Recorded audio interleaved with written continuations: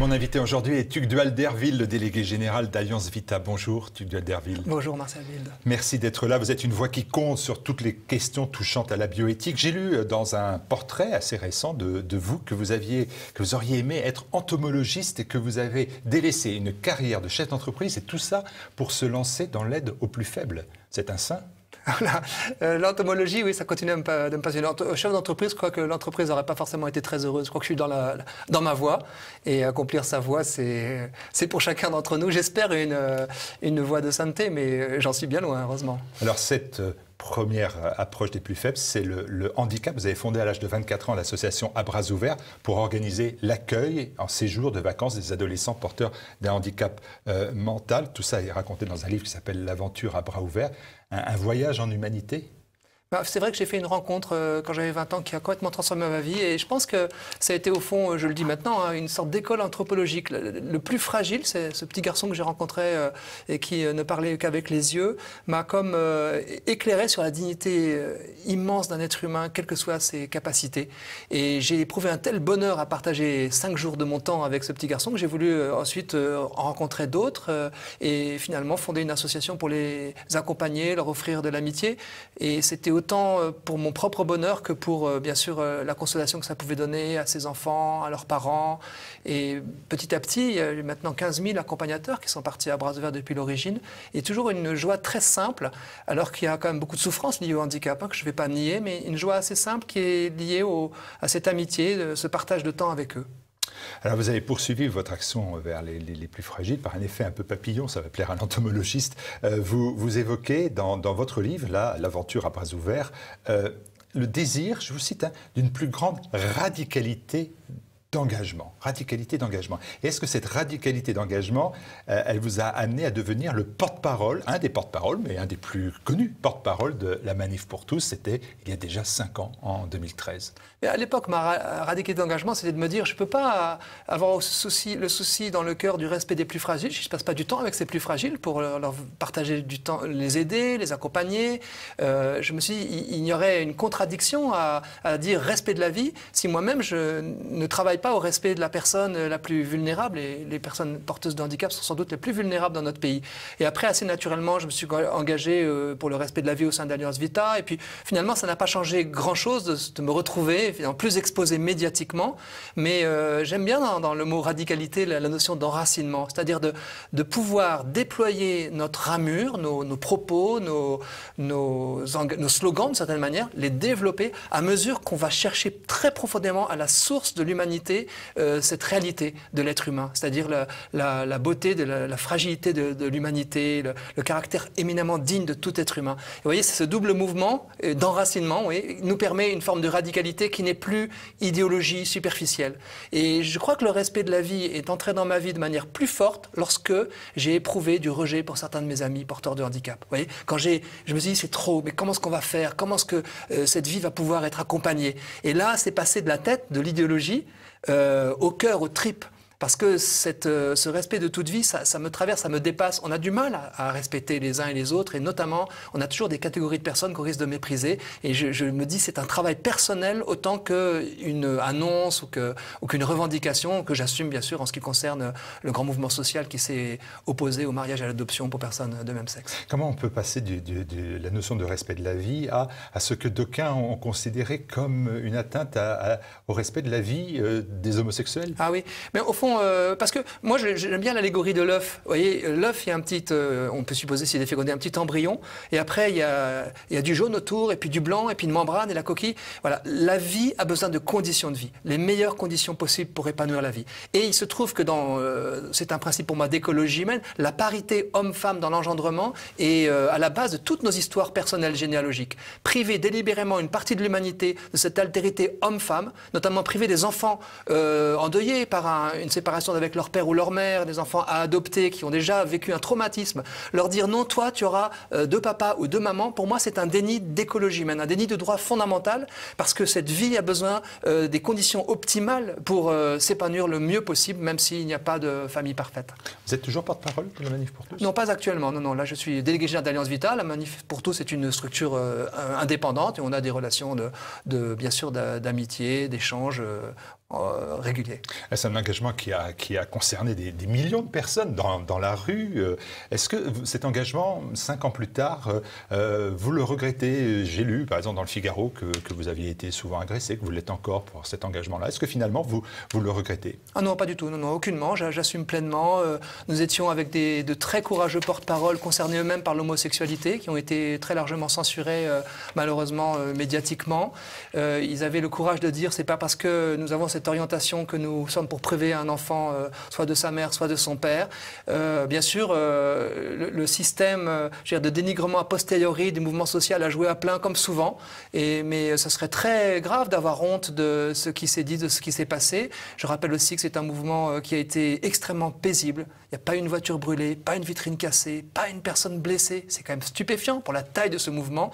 Et donc, bien sûr, j'ai toujours aussi prôné un engagement paisible, une forme de non-violence et de respect aussi des adversaires qui ont, pour eux, je dirais, d'avoir un motif très très fort aussi, parce que vous leur engendrez, vous leur donnez la vie, c'est magnifique, mais ça ne se fait pas au détriment des droits des plus fragiles. C'est tout simple. La loi, elle est là pour protéger le faible des désirs du fort. Et elle me protège, la loi aussi, elle protège les faibles de mes désirs de temps en temps. Donc je crois que de ce point de vue, nous avons fait une œuvre de démocratie. Nous avons aussi contribué à la montée en compétences démocratiques des citoyens, car on traite souvent ces sujets par des sondages d'opinion très émotionnels, alors que des personnes qui marchent en France, parce que les convictions montent beaucoup par les pieds dans notre pays, ont ensuite de quoi argumenter, savent pourquoi ils sont là, et se construisent aussi un amour du bien commun dans leurs engagements. Et il y a, je crois, une belle fécondité aujourd'hui de ce mouvement social dans notre belle France. Alors, il y a un constat qui s'avère parfaitement exact, c'est que vous avez marché pour dire que le mariage homosexuel allait ouvrir la voie à la revendication de la PMA, puis dans un même mouvement de la GPA. Là, malheureusement, les faits vous ont donné raison. Oui, je crois entendre, vous entendant la une de Libération qui disait « ils avaient raison ». Oui, bien sûr, cette politique des petits pas, elle est très classique de l'agit-prop, du marxisme finalement, où on essaie de nous vendre par petits appartements, l'immeuble complet, et puis surtout les pièges cachés, ce qui se passe dans la cave. Et de manière presque, on le voit aujourd'hui, avec de manière presque, je dirais, une sorte de mensonge avoué, ou d'autres se glorifient a posteriori. Aujourd'hui, on parle de PMA entre guillemets pour toutes, en fait pour quelques-unes, et on essaie de dire que la GPA c'est autre chose. Et ben il faut que nous montrions l'articulation entre le fait de priver un enfant de père ou le fait de priver un enfant de la mère qui l'a porté. Vous avez rencontré le président de la République au printemps dernier, lors d'une grande réunion sur ces sujets de bioéthique. Dans quel état d'esprit l'avez-vous trouvé? Est-ce qu'il est tombé sous le charme? Est-ce que vous êtes tombé sous le charme? Vous avez fait des selfies?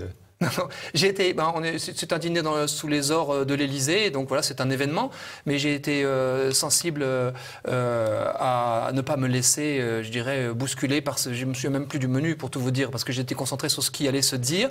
Il était extrêmement attentif comme il sait l'être, il a manifesté une attention de 9 h du soir à presque 1 h du matin à tout ce qui se disait. Il y avait un très grand déséquilibre dans les invités, entre ceux qui prônaient ce que je considère comme étant de très graves dérives et qui l'ont fait chacun dans le temps qui leur était imparti, et puis les quelques-uns qui avaient peut-être une option un peu différente, je dirais à la fois plus globale et plus cohérente. Et j'ai senti qu'il y avait cette préoccupation d'éviter un mouvement social. Et moi, j'ai au contraire montré que j'ai dit clairement qu'il y avait une ligne rouge à ne pas franchir. Et que, non pas simplement pour le plaisir ou de manifester, qui n'est pas forcément dans mes gènes, mais plutôt parce que nous avons enraciné dans nos entrailles le désir de protéger les plus fragiles. De porter la voix des plus fragiles. Et c'est assez nécessaire, c'est je dirais, l'honneur aussi d'une vraie politique, d'une vraie conviction politique digne de ce nom, que de promouvoir une société qui protège d'abord l'intérêt de celui qui n'a pas de voix. Et peut-être même, désormais, moi je parle d'extension de la solidarité dans le temps et dans l'espace, désormais les générations futures. Car nous sommes en train de jouer avec le feu aujourd'hui, avec les biotechnologies. Nous risquons de dénaturer l'être humain au détriment des générations futures, qui ne naîtraient plus avec les mêmes repères anthropologiques essentiels dont nous avons tous bénéficié. Et là, ça demande un engagement très fort, qui est comparable d'ailleurs à la prise de conscience écologique, cette écologie humaine, de dire l'homme a une nature qu'il faut protéger. L'homme est désormais capable de casser sa propre nature. Les premiers bébés à 3 parents génétiques sont déjà nés. Eh bien, c'est le moment de faire un mouvement vraiment solide au service de ceux qui ont besoin, ont droit peut-être d'avoir les mêmes repères que ceux dont nous avons bénéficié. Je reviens à Emmanuel Macron, vous lui faites confiance ? Non, pas spécialement, pas plus qu'à d'autres. Je dirais, je suis un petit peu revenu quand même, après avoir tenu depuis quelques dizaines d'années maintenant. J'ai observé que, vous voyez, l'actuel Premier ministre dit qu'il avait réfléchi, il a changé de point de vue sur ces sujets.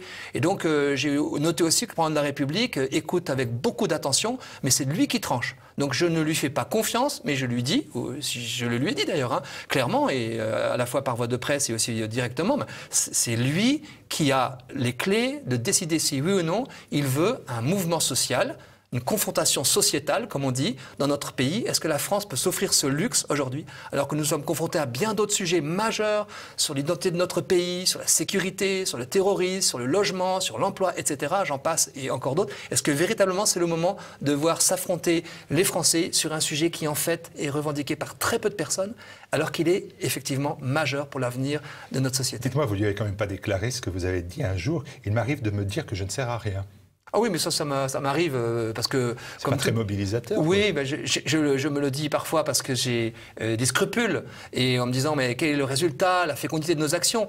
Mais je me soigne, je dois dire je me soigne. Et notamment par rapport à ce mouvement social que vous évoquiez autour de la Taubira, je n'ai pas considéré qu'il s'agit d'une défaite, pas du tout. D'ailleurs, la PMA était prévue au départ par ceux qui ont voulu voter cette loi. Et notre première grande manifestation a eu lieu quelques jours avant l'arrivée en commission de la loi, et là il y a eu un certain recul. Donc c'est un petit peu comme des matchs de boxe où il n'y a pas forcément de chaos, c'est un match au point, certains ont gagné sur certaines choses, mais nous avons aussi évité le pire dans bien d'autres domaines, et surtout nous avons, je crois, semé quelque chose qui ne peut pas mourir dans l'âme de notre pays, ce souci du bien commun chez les générations qui me suivent et que je vois fleurir en de multiples initiatives, et ça je crois que c'est gagné. Alors comme souvent je me fais l'avocat du diable, les téléspectateurs TV Liberté le savent bien, est-ce que vous vous engagez pas dans des combats perdus d'avance? Je regardais vos idées en matière d'avortement, de conception des nouvelles familles, apparaissent tellement rétrogrades dans tous les sondages pour une majorité de Français. Est-ce que finalement vous ne seriez pas dans l'erreur? Ah oui, moi je crois que... Non, je crois que ça ne servira à rien. Oui, justement, je me pose parfois la question. Non, je crois que c'est des combats gagnés d'avance. Et que c'est difficile même pour moi de rester... L'avortement, il est rentré dans les mœurs, puis personne n'y touchera, honnêtement. Non, l'enjeu, vous savez, à Alliance Vita, nous accompagnons 2500 femmes et couples par an sur ce sujet. Il est très douloureux, c'est un grand secret de famille. Même secret de famille, peut-être plus encore ancré dans notre histoire, l'eugénisme qui fait que la France est le pays au monde qui sélectionne le plus les êtres humains sur leur santé avant la naissance. Et petit à petit, des voix se lèvent. Petit à petit, vous savez, quand on a tenu la lampe de la vérité allumée à un certain moment, c'est tout l'honneur de notre pays qu'il y ait toujours une voix qui dise non à quelque chose. Et puis quelques temps après, on se dit, ben oui, il avait raison. Hein, c'est ce que dit Jacques Testard, qui n'est pas suspect d'intégrisme, à propos des embryons. Il dit, c'est les nouveaux Indiens d'Amérique. Hein, se rejoue la controverse de Valladolid, où on dit, est-ce que c'est un être humain ou pas? Il crie son humanité, cet embryon. Et bien sûr, nous en surconsommons 280 000 embryons conçus et détruits chaque année dans le cadre de systèmes de procréation artificielle. Et moi, je dis, voilà, il y a à chaque fois 19 embryons conçus pour connaître un enfant. Est-ce qu'un jour, nous allons humaniser notre regard sur l'embryon? Oui, c'est une évidence, parce que la science, en progressant, révèle à quel point l'être humain, dès son commencement, est humain. Après, l'enjeu, c'est est-ce que je suis accessible à cette vérité profonde? Et quand j'évoque le secret de famille, cette chape de plomb, elle est là parce que beaucoup de personnes souffrent de blessures profondes que personne ne veut écouter. Alors j'ai vraiment écouté, avec nos services d'aide, surtout quand on les a fondés il y a longtemps maintenant, des femmes endeuillées par un avortement, qui pleuraient, qui se sentaient coupables, et les avoir entendues m'a donné la force de porter des voix, féminines ou masculines, pour que ces secrets de famille soient levés et que progressivement nous progressions en humanité. Je crois que c'est ce chemin qui est le véritable chemin de l'histoire, l'humanisation de notre regard sur la vie. Alors, autre sujet délicat, c'est celui de l'euthanasie. Et là aussi, on a du mal à trouver les arguments que vous pouvez porter ou apporter qui puissent contrecarrer la volonté de choisir sa mort dans la dignité.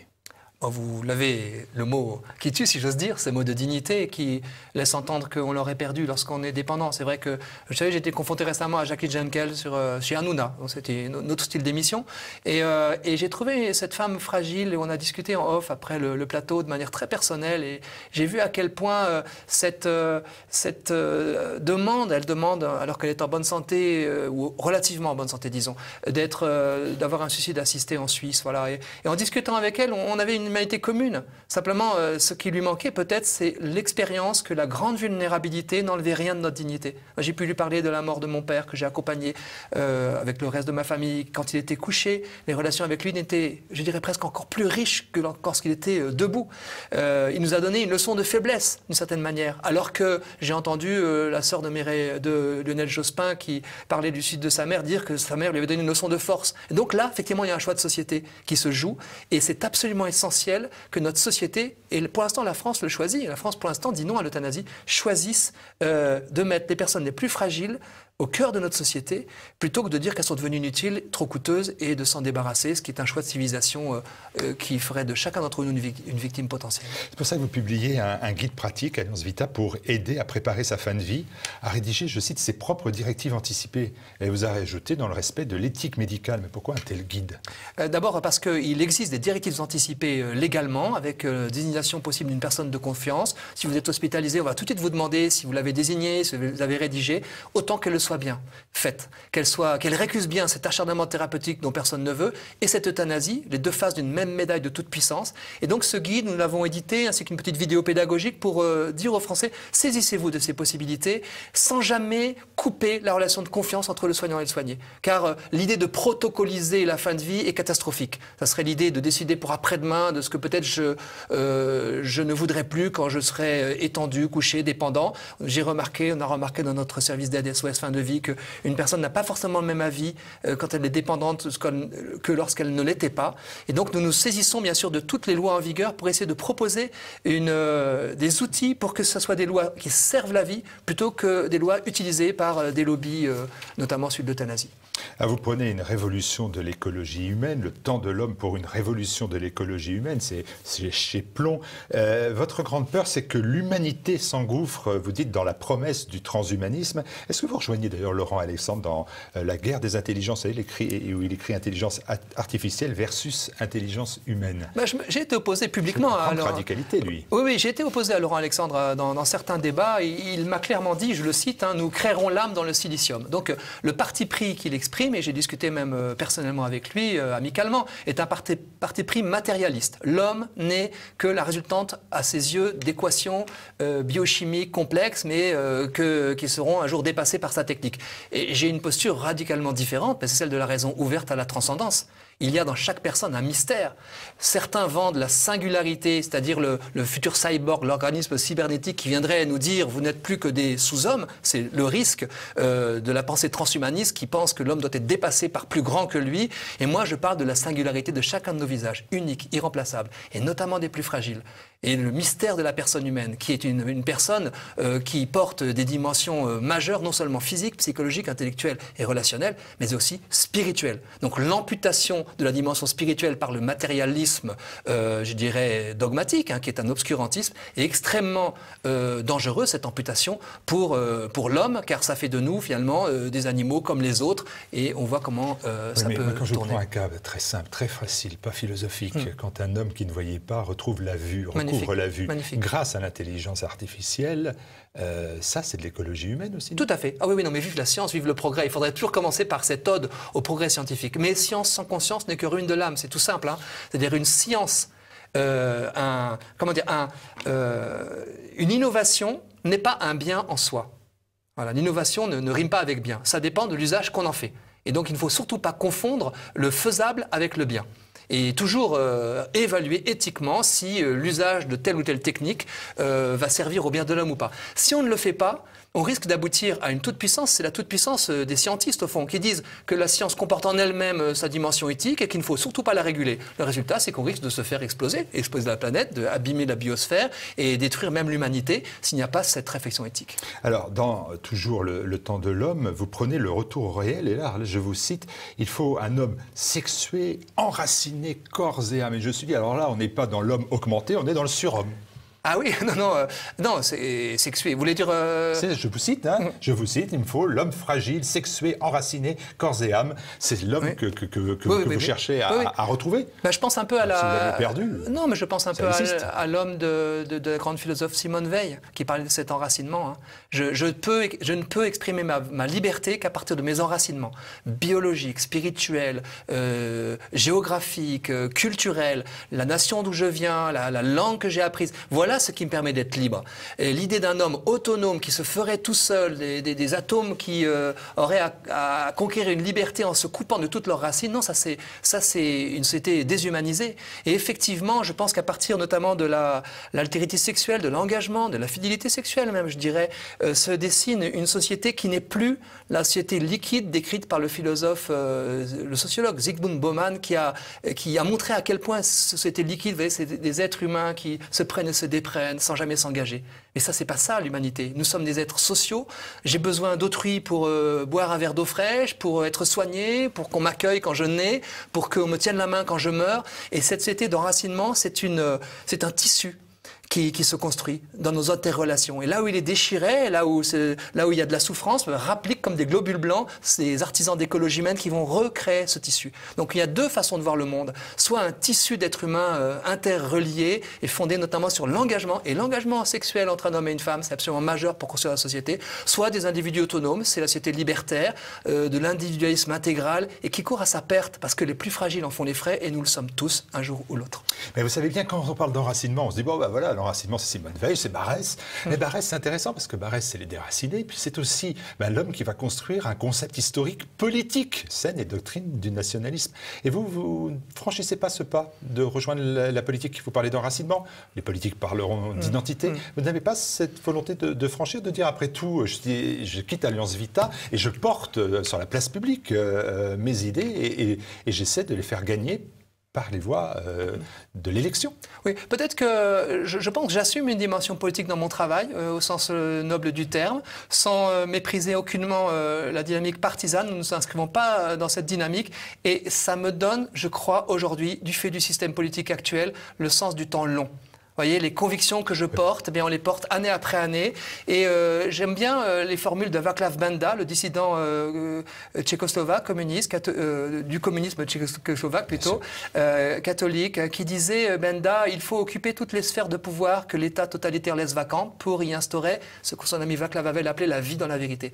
Et je pense qu'il y a quelque chose à l'ère de la pensée unique qui se dessine, qui est des oasis de vie dans la vérité. Des lieux intellectuels, des lieux spirituels, peut-être des médias, des familles, où on essaie d'être dans ce réel de l'enracinement, et c'est une contre-proposition politique aussi. Alors certains le font en conquérant des postes politiques, en s'engageant au service de leurs concitoyens localement ou nationalement, et c'est parfaitement noble, mais d'autres le font aussi. Et Alliance Vita, par exemple, a édité un guide des aides aux femmes enceintes, que le gouvernement a renoncé d'éditer depuis une loi Aubry du début de ce millénaire.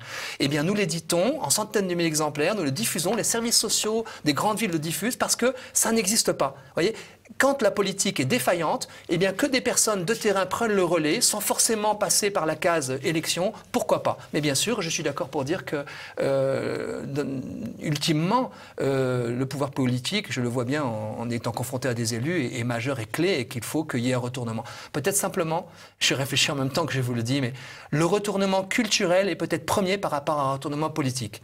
On rêve parfois un peu trop vite. J'ai vu dans mes amis des gens qui rêvaient un peu trop vite d'un retournement politique avant de passer par la case enracinement culturel un peu partout. Et de ce fait, ils sont déçus. Ils risquent de rentrer chez eux, de regretter des engagements. Alors que quand, comme on essaie de le faire à Vita ou ailleurs, on fait tout notre possible, on agit sur chaque loi, on agit auprès des plus fragiles, on les aide, etc. On se couche paisiblement en disant « j'ai fait mon boulot ».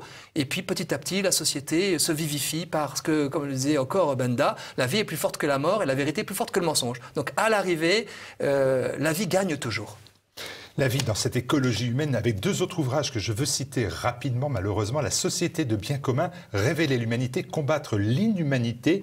22 acteurs qui changent la vie au quotidien. Ce sont des personnalités qui voilà, des personnalités. évoquent cette écologie humaine. Voilà, il y a Rémi Braque, Filippo Zodi Borgo, Pierre-Yves Gomez, Gilliard Dubreuil et d'autres, des praticiens peut-être moins connus qui expriment ce qui, dans leur domaine d'activité, pourrait changer pour humaniser la société. Voilà, Pozzo di Borgo qui a bien évidemment inspiré la vie du film Intouchable et qui préface cet ouvrage qui est là dans quelques jours chez nos libraires, 67 recettes de bonheur. 67, pourquoi 67? Parce que j'en ai fait 67 et que ça rime avec recette, mais c'est un foisonnement d'idées en fait, d'idées d'action, alors très concrètes pour que chaque personne puisse se positionner de manière la plus juste possible dans son rapport avec son environnement, avec les autres. Donc à chaque fois, un constat.